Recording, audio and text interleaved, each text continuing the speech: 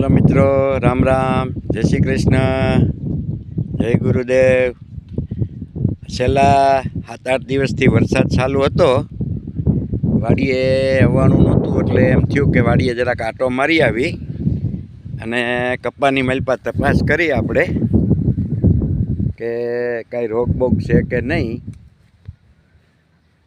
કાંઈ વાંધો તો આવ્યો નથી. વરસાદ તો સારો પીડ્યો છે. કપ્પાની મલપા ફાલે પણ બેસી ગયો છે.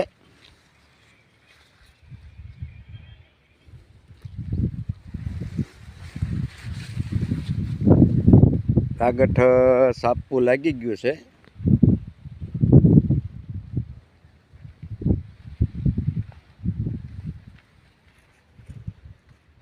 થોડી ઘણી થ્રીપ છે, પણ હવે આ વરસાદ જાય પછી આપણે રાઉન્ડ મારશું.